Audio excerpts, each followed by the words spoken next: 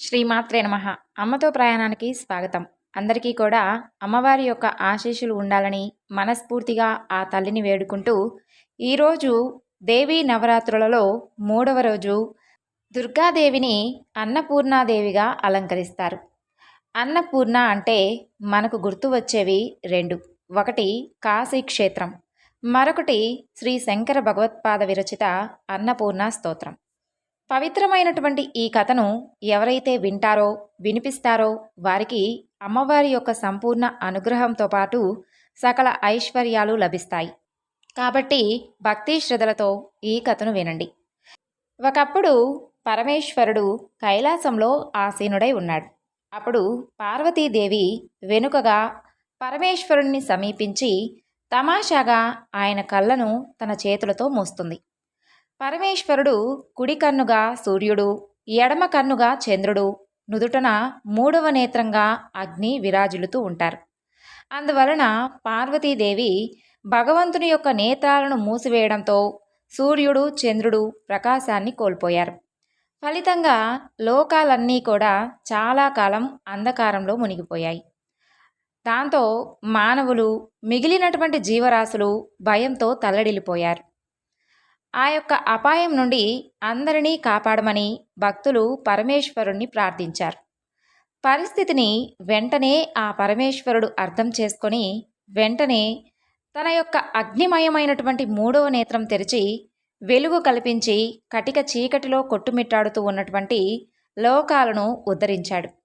ఇదంతా కూడా క్షణకాలంలో జరిగిపోవడం వలన పార్వతీదేవి ఎంతగానో భయపడిపోయి పతిదేవుని యొక్క కళ్ళను మూసి ఉంచిన తరువాత తన చేతులను తీసివేసింది. పరమేశ్వరుడు ఏమీ అనకపోయినా దేవి మాత్రం భయంతో వణికిపోయింది. అప్పుడు శాంతమూర్తి అయినటువంటి పరమేశ్వరుడు ప్రశాంతంగా ఇలా చెప్పాడు, దేవి, ఇది నీకొక తమాషాగా ఉంది, కానీ నీ తమాషా ఫలితంగా లోకాలన్నీ కూడా వెలుగును కోల్పోయింది. మానవులు, మిగిలినటువంటి ప్రాణకోటి ఎంత యాతనకు లోనయ్యారో నువ్వే చూసావు కదా. నీ తమాషా నీకు క్షణకాలం మాత్రమే, అయితే లోకాలకు మాత్రం అది సుదీర్ఘకాలం కొనసాగినట్లుగా నీకు తెలియదా? అసలు నీకెందుకు ఈ చిలిపిదనం? పరమేశ్వరుని యొక్క స్తుతిమెత్తని కటువు పలుకులు విని ఆ పరమేశ్వరి తన యొక్క తప్పును తెలుసుకుంది. వెంటనే సిగ్గుపడింది. తన తప్పుకు ప్రాయశ్చిత్తంగా తపస్సును ఆచరించి పరమేశ్వరుడి నుండి అనుమతి కోరింది. అప్పుడు పరమేశ్వరుడు, నువ్వు లోకమాతవు, ఎన్నటికీ కూడా ఏ పాపం నీకు అంటదు, నువ్వు తపస్సు చేయవలసినటువంటి అవసరం కూడా లేదు అని చెప్పాడు. అలా పరమేశ్వరుడు చెప్పినప్పటికీ పరమేశ్వరి మనస్సు స్వాంతన చెందలేదు. తన తపస్సు చేయడంలో లోకాలకు అలా గుణపాఠంగా ఉండాలి అనేటటువంటి ఉద్దేశంతో ఆమె తపస్సు చేయగోరింది. అందువలన ఆమె పరమేశ్వరుణ్ణి పదే పదే ప్రార్థించి తపస్సు చేయడానికి చివరికి అనుమతి పొందింది. పరమేశ్వరుని ఆశీస్సులు పొంది పరమేశ్వరి దక్షిణ దిశగా బయలుదేరింది. ఆ సమయంలో కాశీ క్షేత్రంలో అనావృష్టి కారణంగా దారుణమైనటువంటి కరువు నెలకొనింది. కాబట్టి దేవి కాశీ క్షేత్రానికి వచ్చి తన యొక్క సంకల్పంతో ఒక పెద్ద భవంతిని రూపొందించింది. ఆ భవంతిలో ఆమె అన్నపూర్ణ అనేటటువంటి పేరుతో వెలిసింది.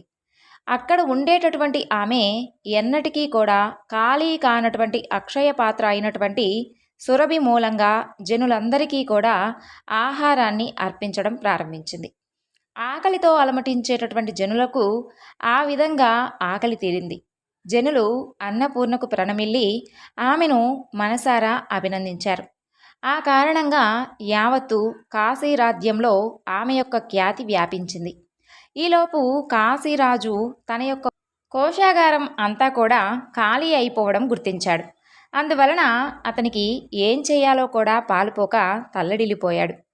ఈ పరిస్థితిలో రాజు సర్వత్రా కరువు తాండవిస్తూ ఉన్నప్పుడు అన్నపూర్ణ వేలాది జనులకు ఆహారం సమర్పిస్తుంది అనేటటువంటి వార్తను వింటాడు. అన్నపూర్ణాదేవి ఈ యొక్క అద్భుత అన్నదాన కార్యక్రమం గురించి తెలిసినటువంటి ఆ రాజు ఎంతగానో ఆశ్చర్యపోయాడు. రాజు ఆమెను పరీక్షించాలి అని అనుకుంటాడు. ఇక ఆ రాజు తన యొక్క సేవకులను పిలిచి కొంత ధాన్యం ఆమె నుండి అరువుగా అడిగి తీసుకొని రండి అని చెప్పి పంపిస్తాడు. అన్నపూర్ణను కలుసుకున్నటువంటి ఆ రాజుగారి సేవకులు రాజుగారు చెప్పినటువంటి విన్నపాన్ని ఆమెకు తెలియజేస్తారు. రాజు విన్నపాన్ని తిరస్కరించి ఆమె, మీ రాజుకు అరువుగా ధాన్యాన్ని నేను ఇవ్వలేను, కావాలంటే తినడానికి ఆయన్నే ఇక్కడకు రావచ్చు, ఇందులో ఎలాంటి అభ్యంతరమూ లేదు అని చెప్పింది. దేవి చెప్పినటువంటి మాటలను సేవకులు కాశీరాజుతో చెప్పారు. అన్నపూర్ణను స్వయంగా పరీక్షించాలి అనేటటువంటి ఉద్దేశంతో ఆ రాజు ఆ రాత్రంతా కూడా నిద్ర కూడా పోకుండా తదేకంగా ఆలోచిస్తూ ఉన్నాడు. అంతే, ఆయన మంత్రి వేషాన్ని ధరించి ఉదయాన్నే అన్నపూర్ణ కొలువై ఉన్నటువంటి సత్రానికి వెళ్తాడు. అక్కడ మంత్రి అంటే రాజు వేలాది మంది జనులు కూర్చొని ఉన్నటువంటి ఒక వరుసలో కూర్చొని తినడం ప్రారంభించాడు. అన్నపూర్ణ భవంతిలో అక్షయంగా ఆహారాన్ని రావడం చూసినటువంటి ఆ రాజు విస్తుపోయాడు. అప్పుడు ఆ రాజు ఇంతటి అద్భుత కార్యాన్ని ఒక సామాన్య స్త్రీ చేయడం అసలు అసంభవం. ఇక్కడ ఇలా అన్నపూర్ణగా వెలిసింది సాక్షాత్తు ఆ జగజ్జననియే. ఈ విధంగా అమ్మవారు ఇక్కడ వెలిసి ఆహారాన్ని సమర్పిస్తూ ఉన్నది. ఆమె యొక్క మహత్యం వలనే ఇంతటి అద్భుతం జరుగుతుంది అని గ్రహిస్తాడు. భోజనం తరువాత ఆ రాజు అన్నపూర్ణ పాదాల మీద పడి, తల్లి జగజ్జనని, నా యొక్క అంతఃపురాన్ని పావనం చేసి మాకు ముక్తిని అనుగ్రహించు అని ప్రార్థించాడు. ఆ రాజు యొక్క భక్తిని చూసి ఆనందభరితమైనటువంటి దేవి తన యొక్క నిజరూపం దాల్చి ఇలా పలికింది, నాయనా, నీ యొక్క భక్తి ప్రపతులకు నేను ఎంతో సంతోషించాను. నీ రాజ్యంలో తాండవిస్తూ ఉన్నటువంటి ఈ కరువు నుండి రక్షించడానికే నేను ఇంతకాలం ఇక్కడ ఉన్నాను. ఇక వరుణదేవుడు మిమ్మల్ని తప్పకుండా కరుణిస్తాడు. నేనిక ఎక్కువ కాలం ఇక్కడ ఉండడం సాధ్యం కాదు. తపస్సుకై నేను దక్షిణ దిశగా వెళ్ళాలి. నువ్వు సంతోషంగా ఉంటూ ప్రజలను సంతోషంగా ఉంచి రాజ్యపాలనను కొనసాగించు. అన్నపూర్ణాదేవి చెప్పినటువంటి ఆ మాటలను విన్నటువంటి ఆ రాజు, అమ్మా, నీవు దక్షిణం వైపు వెళ్ళేటప్పటికీ మేము నిన్ను సదా ఆరాధించడానికి నీ యొక్క సన్నిధి కాశీలో ఉండేటట్లుగా మమ్మల్ని అనుగ్రహించు అని ఆ దేవిని ప్రార్థించాడు. రాజు యొక్క ప్రార్థనను దేవి మన్నించింది. అందువలన ఆమె కాశీ క్షేత్రంలో తన యొక్క సన్నిధిని శాశ్వతంగా ఏర్పాటు చేసింది. అమ్మవారు కాశీని విడవడానికి ముందు కాశీరాజు అంతఃపురాన్ని పావనం చేసి ఆయనను ఆశీర్వదించింది. ఆ తరువాత అమ్మవారు దక్షిణం వైపుగా వెళ్ళింది. ఆ తరువాత అమ్మవారి గురించి మరొక చక్కని కథ గురించి తెలుసుకుందాం. పూర్వం హిమాలయ పర్వతాలలో ఒక చక్రవాక పక్షి ఉండేది. అది ప్రతిరోజు ఉదయాన్నే ఆహారం కోసం తన యొక్క నివాసాన్ని వదిలి ఆకాశ మార్గాన అలా అలా పయనిస్తూ ఎన్నెన్నో దేశాలను దాటుకుంటూ కాశీ నగరానికి వచ్చి చేరింది. అంత దూరం ప్రయాణించి మిట్ట మధ్యాహ్న సమయానికి ఆ చక్రవాక పక్షి కాశీలోని అన్నపూర్ణాదేవి మందిరానికి చేరేసరికి ఆ పక్షికి ఎంతో ఆకలి వేసింది. ఆ ఆకలి తీర్చుకోవడం కోసం అన్నపూర్ణాదేవి మందిరం చుట్టూ కొన్ని అన్నం మెతుకులను ఏరుకొని తింటూ పొట్ట నింపుకునేది. అలా మెతుకులను ఏరి తినేందుకు దానికి తెలియకుండానే అది గుడి చుట్టూ ప్రదక్షిణ చేసేది. అలా చాలా కాలం గడిచింది. కాలాంతరంలో ఆ చక్రవాక పక్షి ఆయువు తీరి మరణించింది. ఇతర పక్షులలాగా మరణానంతరం కూడా నరక యాతనలేవీ కూడా పడకుండా నేరుగా స్వర్గానికి చేరుకుంది. 2 కల్పాల పాటు స్వర్గంలో ఆ పక్షి భోగాలను అనుభవించింది. ఆ తరువాత భూలోకంలో ఒక రాజుగారి ఇంట మగ శిశువుగా ఆ యొక్క చక్రవాక పక్షి జన్మించింది. పెద్దలు ఆ శిశువుకు బృహద్రథుడు అనేటటువంటి పేరు పెట్టారు. పెరిగి పెద్ద అయినటువంటి రాకుమారుడికి పెద్దరాజు రాజ్యాభిషేకం కూడా చేశాడు. బృహద్రథుడికి త్రికాలజ్ఞత బాగా ఉండేది. భూత భవిష్యత్ వర్తమానాలు ఆయన కళ్ళెదుట ఎప్పుడూ కూడా కనిపిస్తూ ఉండేవి. అలా బృహద్రథుడు ప్రజారంజకమైనటువంటి పరిపాలకుడుగా ఎంతగానో పేరు ప్రతిష్టలను తెచ్చుకున్నాడు. యజ్ఞ యాగాది క్రతువులు చేస్తూ ఉత్తముడిగా పెద్దలందరి చేత ప్రశంసలు అందుకున్నాడు. వీటన్నిటితో పాటు బృహద్రథుడికి పూర్వజన్మ జ్ఞాపకాలు కూడా ఉండేవి. అతని యొక్క త్రికాలజ్ఞత, పూర్వజన్మ స్మృతి లాంటివి ఆనాడు ఆ నోట ఈ నోట ప్రజలందరికీ చేరాయి. గొప్ప గొప్ప మునులు సైతం ఆ రాజు మహత్తర శక్తికి ఆశ్చర్యపోతూ అంతటి శక్తి అసలు ఆయనకు ఎలా కలిగిందో తెలుసుకోవాలని ఎంతగానో ఉత్సాహపడుతూ ఉండేవారు. అలాంటి మునులలో కొందరు పెద్దవారు ధైర్యం చేసి ఒకరోజు రాజుగారి దగ్గరకు బయలుదేరారు. మునులందరి రాకను గమనించినటువంటి బృహద్రథుడు తాను రాజునన్నటువంటి అహంకార భావాన్ని కొంచెమైనా కూడా మనసులో పెట్టుకోక ఆ మునులకు ఎదురు వెళ్ళి నమస్కరించి పూజించి అతిథి సత్కారాలను చేసి ఉచితాసనాలను సమర్పించి సత్కరించాడు. యోగక్షేమ పరామర్శలు అయిన తరువాత మునులు బృహద్రథుడికి త్రికాలజ్ఞత, పూర్వజన్మ స్మృతి ఏ విధంగా కలిగాయో చెప్పమని అడిగారు. అందుకు బృహద్రథుడు ప్రదక్షిణ ఫలితమే, అంటే ఎంతో వినయంగా, అందులో పెద్ద రహస్యం ఏమీ లేదని, తాను ఆ యొక్క శక్తుల సాధనం కోసం ప్రత్యేకించి చేసినటువంటి యజ్ఞ యాగాలు కానీ క్రతువులు కూడా ఏమీ లేవు అని చెప్పాడు. ఆ మాటలకు మునులకు ఎంతో ఆశ్చర్యం కలిగింది. వారి యొక్క ఆశ్చర్యాన్ని గమనించి బృహద్రథుడు మరలా ఈ విధంగా చెప్పసాగాడు. మునులారా, గత జన్మలో నేను ఒక చక్రవాక పక్షిని. ఆహారాన్వేషణలో నాకు తెలియకుండానే కాశీ మహానగరంలో ఉన్నటువంటి అన్నపూర్ణాదేవి మందిరానికి ప్రదక్షిణం చేశానని చెప్పాడు. ఆ ఫలితమే తనకు ఎంతో పుణ్యాన్ని చేకూర్చిపెట్టి 2 కల్పాల పాటు స్వర్గ సుఖాలను ఇచ్చి ఈ జన్మలో మహారాజ యోగాన్ని కూడా కలగజేసింది అని చెప్పాడు. తనకు లభించినటువంటి శక్తులు, భోగాలు అన్నీ కూడా కాశీ అన్నపూర్ణాదేవి మందిరానికి చేసినటువంటి ప్రదక్షిణల ఫలితమే అని చెప్పాడు. జగదాంబ అయినటువంటి ఆ అన్నపూర్ణాదేవికి అంతటి మహత్యం ఉందని బృహద్రథుడు చెప్పాడు. కాశీ అన్నపూర్ణ విశ్వేశ్వర స్వామి యొక్క ఆలయ దర్శనం, ప్రదక్షిణ, నమస్కారములు ఎంతో విలువైనవి. కాశీ నగరంలో అన్నపూర్ణాదేవి గుడి చుట్టూ చేసినటువంటి ఆ ప్రదక్షిణల ప్రభావం ఎంత గొప్పగా ఉందో ఈ కథ మనకు తెలియజేస్తుంది. ఇప్పుడు అన్నదానం చేయడం వలన కలిగేటటువంటి ప్రయోజనాల గురించి తెలుసుకుందాం. మహాభారత యుద్ధంలో కర్ణుడు మరణించిన తర్వాత స్వర్గానికి వెళతాడు. అక్కడ కర్ణునికి అన్ని సౌకర్యాలు లభిస్తాయి, స్వాగత సత్కారాలు కూడా లభిస్తాయి. ఏది కావాలంటే అది పొందేటటువంటి అవకాశం ఉంటుంది. అన్నీ అందుబాటులో ఉన్నాయి, కానీ ఏం లాభం? కర్ణుడికి ఏదో అసంతృప్తి, ఏదో వెలితి. ఎంత తిన్నా కూడా కడుపు మాత్రం నిండినట్లుగా ఉండడం లేదు. అసలు సంతృప్తి అనేదే లేదు. ఎందుకు ఈ విధంగా ఉంటుంది అనేది అతనికి ఏమాత్రం కూడా అర్థం కావడం లేదు. ఇదే మాటను దేవేంద్రుణ్ణి అడుగుతాడు కర్ణుడు.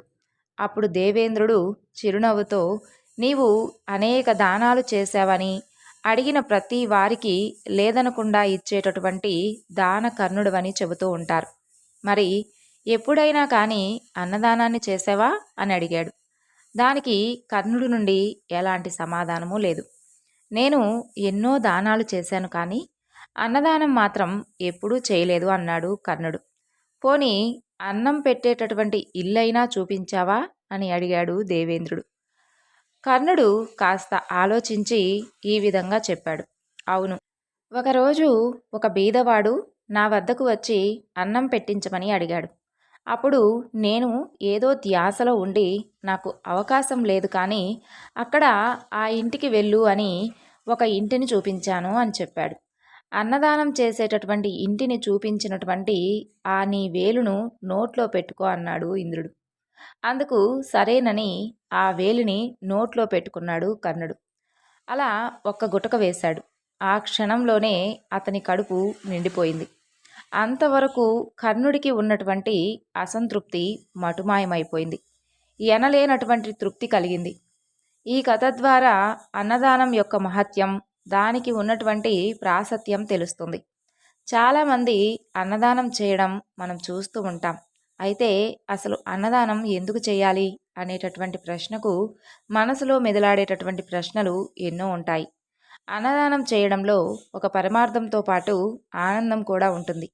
ఇది కేవలం ఆహారం అందించడమే కాదు, భౌతిక శరీరాన్ని అన్నమయ కోశం లేదా ఆహార శరీరం అని పిలుస్తాం. ఎందుకంటే అది ఆహార పోషకాలతో కూడి ఉంటుంది కాబట్టి. అన్నదానం చేయడం అంటే వారికి మనం శరీరాన్ని అందిస్తున్నట్లే.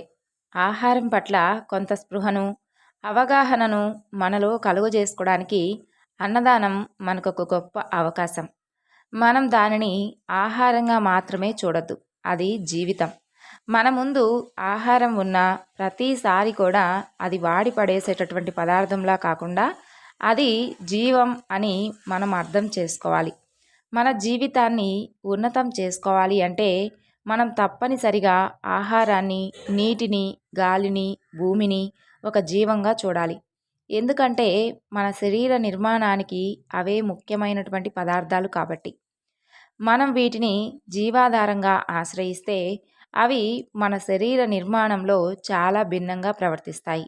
అలానే కాకుండా మనం వాటిని ఒక పదార్థంగా చూస్తే ప్రేమతో, అంకితమైనటువంటి భావంతో ఎవరికైనా సరే వడ్డించి అన్నదానం చేయడం ద్వారా మనకు ఎదుటి వారితో ఒక మంచి సంబంధం ఏర్పడుతుంది. దానిని ఒక గొప్ప అంకిత భావంతో చేయాలి. ఎందుకంటే దాని ద్వారా ఒకరికి జీవితాన్ని ఇచ్చేటటువంటి అవకాశం మనం పొందుతున్నాం కాబట్టి. భోజనం చేసే ముందు మొదటి ముద్దను పరమేశ్వరార్పణం చేసి దానిని కాకులకో లేదంటే ఇతర పక్షులకో ప్రాణులకో పెడతాం. అలా చేయడం వలన భగవంతునికి సమర్పించినట్లుగా అవుతుంది. ఇక అన్నం తినే ముందు కొద్దిగా అన్నాన్ని కాకులకు వేయడం వలన శని దోషాల నుండి కూడా బయటపడవచ్చని కూడా చెప్తారు. అలాంటి విషయాలు కనుక మనం పాటిస్తే మనకు మన ఇంటిల్లపాదికి ఆయురారోగ్యాలకు ఎటువంటి లోటు ఉండకుండా ఆ అన్నపూర్ణాదేవి మనకు అనుగ్రహాన్ని ఇస్తుంది. అందరి ఆలోచనలు సన్మార్గంలో నడుస్తాయి. తినేటటువంటి పదార్థాలన్నీ కూడా వృధా చేయకుండా సద్వినియోగం చేస్తూ ఉంటే ఆ అన్నపూర్ణమ్మ తల్లి నిత్యం మన ఇంట్లో ధాన్యరాశులను కురిపిస్తూ ఉంటుంది. అలక్ష్యం చేస్తే భుక్తి కోసం వెంపర్లాడక తప్పని పరిస్థితిని చవి చూడవలసి వస్తుంది. మనిషి పుట్టేటప్పుడు ఏమీ తీసుకురాడు. ఆ మధ్యకాలంలో ఏం సంపాదించినా ఎంత కూడబెట్టినా పోయేటప్పుడు మాత్రం ఎవ్వరూ ఏమీ తీసుకొని వెళ్ళరు. కేవలం మంచి చెడు కర్మ ఫలితాలు తప్ప. భగవంతుడు ఇచ్చినటువంటి సంపదలో మనిషి బ్రతికి ఉన్నటువంటి రోజులు అహం బ్రహ్మస్మి అనేటటువంటి భావనతో తనలో ఉన్నటువంటి దైవత్వాన్ని అలవర్చుకొని తనకు కలిగినంతలో సాటి జీవులకు, ప్రాణులకు దాన ధర్మాలు చేయాలి. క్షుద్బాధ, ఆకలి అనేది మనకు ఎలా ఉంటుందో ఎదుటివారి యొక్క ఆకలి కూడా అలాంటిదే అని మనం తెలుసుకొని ఆ స్థాయికి, ఆ స్థితికి రావాలి. ఆకలి బాధ అనేది అందరికీ ఒకేలాగే ఉంటుంది కాబట్టి సాటివారి ఆకలి తీర్చి అన్నాన్ని గౌరవిద్దాం. అన్నం పరబ్రహ్మ స్వరూపం అని అంటారు. అన్నం లేనిది ఏ ప్రాణి కూడా జీవించలేదు.